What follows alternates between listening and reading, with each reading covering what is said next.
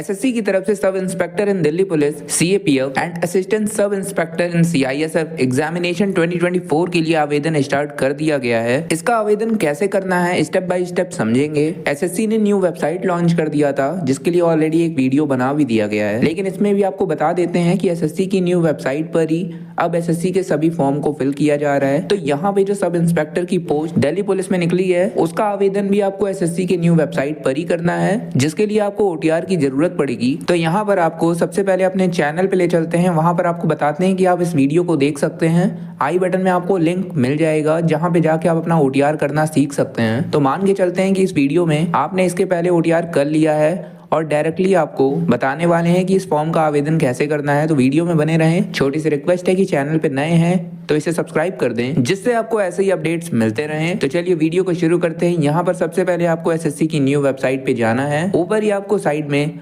Login और register का button दिख रहा होगा। तो आशा करते हैं कि ओटीआर की वीडियो देख के आपने अपना ओटीआर कंप्लीट कर लिया है। तो यहाँ पर आपको लॉगिन करना है। एक बार के लिए आप इस पर क्लिक करेंगे। क्लिक करते ही आपका डैशबोर्ड लॉगिन करने के लिए आपसे लॉगिन डिटेल मांगेगा, जिसमें आपको अपना यूजर नेम और पासवर्ड जो कि आपको ईमेल पर मिल गया होगा और पासवर्ड आपने खुद से बनाया होगा, तो उसको डालने के बाद नीचे कैप्चा फिल करना है और लॉगिन के बटन पे क्लिक करना है। क्लिक करने के बाद आप देखेंगे कि आपके सामने आपका डैशबोर्ड ओपन हो चुका है, जिसमें आपकी पूरी डिटेल आपके सामने आ जाएगी। थोड़ा सा स्क्रॉल डाउन करेंगे, नीचे आपको लाइव एग्जामिनेशन में जितने भी फॉर्म एक्टिव होते हैं सभी आपको नीचे दिख जाते हैं। जैसे कि यहाँ पे पहले नंबर पर इस समय आपको दिख रहा है कि sub inspector in Delhi police CAPF and assistant sub inspector in CISF examination.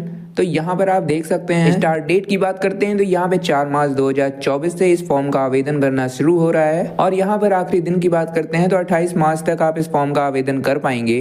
तो नीचे आपको अप्लाई का बटन दिख जाएगा जिस पर एक बार के लिए आपको क्लिक करना है। क्लिक करते ही आपको इंस्ट्रक्शन पेज पे पहुंचा दिया जाता है, जहाँ पर आपको सभी इंस्ट्रक्शन को अच्छी तरीके से पढ़ लेना है और अपने फॉर्म को फिल करने के लिए आपको साइड में फिल फॉर्म का बटन दिख रहा होगा, जिस पर एक बार के लिए आप क्लिक कर देंगे। क्लिक करते ही आप देखेंगे कि आप एप्लीकेशन पर पहुंच चुके हैं। यहाँ पर आपको स्टेप 1 से स्टेप 5 तक सभी डिटेल देने के बाद अपना फॉर्म फिल कर देना है। तो यहाँ पर स्टेज 1 पर है जहाँ पर पर्सनल डिटेल पूछ रहा है, जिसमें आप देखेंगे कि आपकी सभी डिटेल फिल है। ये रजिस्ट्रेशन टाइम में ही आपका फिल हो जाता है पर्सनल डिटेल। तो स्क्रॉल डाउन करेंगे, अपनी डिटेल को वेरीफाई करेंगे, अगर सही है तो नेक्स्ट करेंगे, अगर गलत है तो आपको रजिस्ट्रेशन में जाके बदलाव करना होगा। तो फिलहाल के लिए यहाँ पर मेरी सभी डिटेल सही है तो मैं नेक्स्ट करता हूँ। नेक्स्ट करने के बाद आपकी सभी डिटेल सेव हो जाएगी और यहाँ पर आपको सक्सेस का पॉपअप आ जाएगा।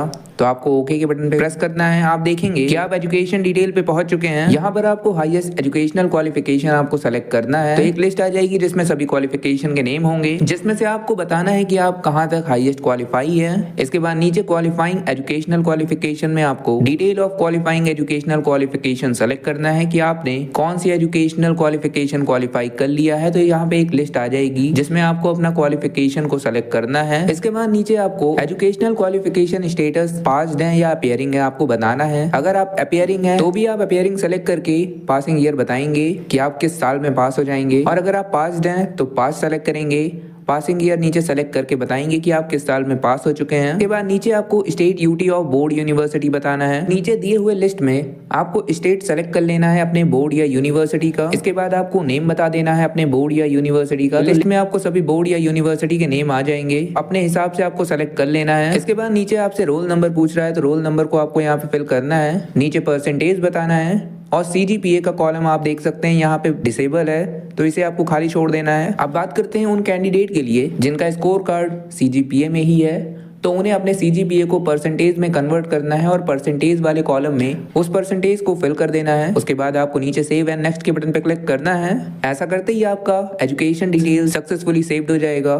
सक्सेस का पॉपअप आपके सामने आ जाएगा, आपको ओके प्रेस करना है। ऐसा करते ही आप देखेंगे कि आप नेक्स्ट स्टेज पे पहुंच चुके हैं जो कि स्टेप 2 है और यहाँ पर आपसे एक्स सर्विसमैन स्टेटस के बारे में पूछ रहा है। तो यहाँ पर आपको सभी डिटेल देनी है। जैसे यहाँ पे आपसे एक्स सर्विसमैन के बारे में पूछा जा रहा है या फिर अगर आपने आर्म्ड फोर्स में सर्विस दिया है तो उसके बारे में पूछा जा रहा है, तो आपको अपने हिसाब से यहाँ पर यस या नो में आंसर दे देना है। अगर आप यस करते हैं तो आपको डेट ऑफ ज्वाइनिंग और डिस्चार्ज डेट बताना होगा। अगर आप नो करते हैं तो आपको ऐसा कोई भी डिटेल देने की आवश्यकता नहीं है। नीचे आपसे पूछा जा रहा है कि whether eligible for special quota as ESM for Delhi police, तो यहाँ पर आपको अपने हिसाब से यस या नो करना है। इसके बाद आपसे पूछा जा रहा है कि are you a departmental candidate of Delhi police, तो अगर डिपार्टमेंटल कैंडिडेट हैं आप तो आपको यस करना है, अन्यथा नो करना है। जो भी डिटेल देते हैं नीचे आपको वेरीफाई सेक्शन में दोबारा से वही डिटेल दे देनी है, यस या नो में। इसके बाद नीचे 24 नंबर पे आपसे एज रिलैक्सेशन के बारे में पूछ रहा है। तो अगर आपको एज रिलैक्सेशन चाहिए तो यहाँ पर आपको यस करना होगा, अन्यथा आप इसे नो कर सकते हैं। अगर आप यस करते हैं तो नीचे आपको एज रिलैक्सेशन कोड जो कि आपकी कैटेगरी वाइज होता है आपको नीचे सेलेक्ट करना होगा। इसके बाद सबसे आखिरी में नीचे पूछ रहा है कि do you want to make your personal information available for accessing job opportunity. तो यहाँ पर आपको अपने हिसाब से यस या नो करना है। अगर आप अपना पर्सनल इन्फॉर्मेशन जॉब अपॉर्चुनिटी के लिए अवेल कराना चाहते हैं तो आप यहाँ पर यस कर सकते हैं, अन्यथा नो कर सकते हैं। इसके बाद आपको नीचे सेव एंड नेक्स्ट के बटन पर क्लिक करना है। ऐसा करते ही आप देखेंगे कि ESM डिटेल सेव हो जाएगी और आपके सामने एक पॉपअप आ जाएगा जिसमें आपको ओके प्रेस करना है। इसके बाद आपके सामने एक न्यू पेज ओपन हो जाएगा जिसमें आपको एग्जाम रिक्वायरमेंट में प्रेफरेंस 1, 2 एंड 3 आपको सेंटर चूज करने हैं जो कि आपके एग्जामिनेशन सेंटर होने वाले हैं। यहाँ पर एक लिस्ट आ जाएगी जिसमें आपको 3 सेंटर चूज करने हैं। इसके बाद नीचे आपसे पूछा जा रहा है कि do you belong to a caste not included in central list of OBC but notified as OBC by the government of NCT of Delhi and wish to be treated as OBC for SI in Delhi Police and you are for other post. कहने का मतलब है, इसको यहाँ पे आपको ध्यान से समझना होगा। यहाँ पर बोला जा रहा है कि आप OBC हैं लेकिन सेंट्रल लिस्ट में इंक्लूड नहीं हैं, लेकिन गवर्नमेंट ऑफ NCT में आपको OBC नोटिफाई किया जा रहा है और आप चाहते हैं कि आपको OBC ट्रीट किया जाए SI पोस्ट दिल्ली पुलिस के लिए और अनरिजर्व ट्रीट किया जाए अदर पोस्ट के लिए।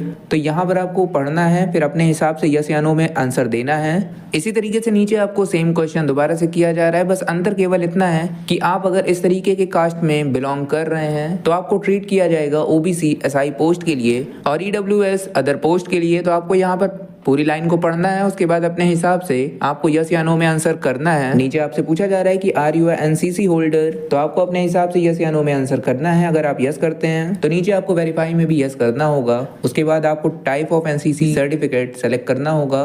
NCC A सर्टिफिकेट है, B है या C है, आपके पास जो भी सर्टिफिकेट है आपको यहाँ पे बताना होगा। अगर सर्टिफिकेट होल्डर नहीं है आप तो आप सिंपली नो करेंगे, आपको नीचे टाइप ऑफ सर्टिफिकेट नहीं पूछा जाएगा। इसके बाद आपको नीचे सेव एंड नेक्स्ट के बटन पे क्लिक करना है। आप देखेंगे ये डेटा भी आपका सेव हो चुका है और आपको नेक्स्ट स्टेज जो कि स्टेज 3 है, जहाँ पर आपको फोटो एंड साइन अपलोड करना है, वहाँ पर पहुंचा दिया गया है। यहाँ पर आपको फोटोग्राफ और सिग्नेचर के लिए इंस्ट्रक्शन दिए हुए हैं जिसको अच्छी तरीके से आपको पढ़ना है और यहाँ पर आपको लाइव फोटो कैप्चर करना है, जिसके लिए यहाँ पर आपको कैप्चर लाइव फोटो का बटन दिख जाएगा। इस पर क्लिक करते ही आप देखेंगे आपका कैमरा ऑन हो चुका है और आपको अपने आप को सेट करना है, बैकग्राउंड व्हाइट होना चाहिए, कैप्चर करना है। आप देखेंगे कैप्चर बटन प्रेस करते ही थोड़ा लोडिंग लेगा और आपका फोटो ऑटोमेटिक आपको शो हो जाएगा। इसके बाद आपसे पूछेगा कि अगर आप इस फोटो को अप्लाई करना चाहते हैं, अपलोड करना चाहते हैं, तो आपको सेव करना होगा।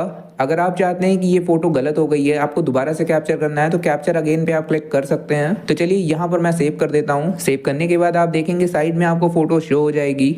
इसी तरीके से नीचे आपको सिग्नेचर अपलोड करना है जिसका इंस्ट्रक्शन दिया हुआ है। तो अपने फाइल को दिए हुए इंस्ट्रक्शन में साइज और फॉर्मेट में बना के रखना है, डायमेंशन भी सही से बनाना है। यहाँ पर सब कुछ लिखा हुआ है, वरना आपका सिग्नेचर अपलोड नहीं होगा।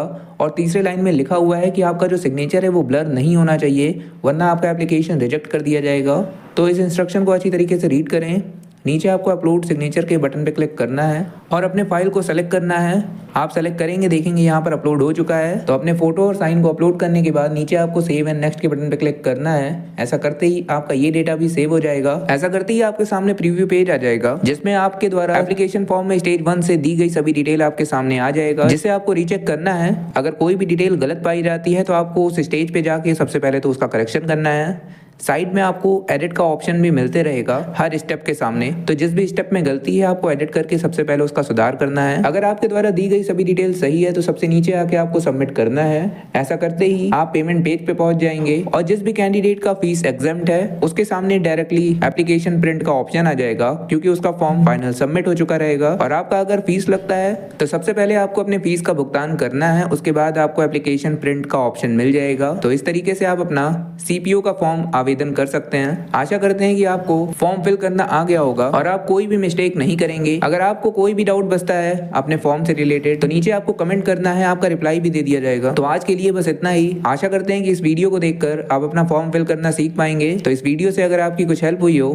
तो इसे लाइक कर दें और चैनल पे नए हैं तो सब्सक्राइब करके बेल आइकन जरूर प्रेस कर दें, जिससे आपको ऐसे ही अपडेट्स मिलते रहे। धन्यवाद।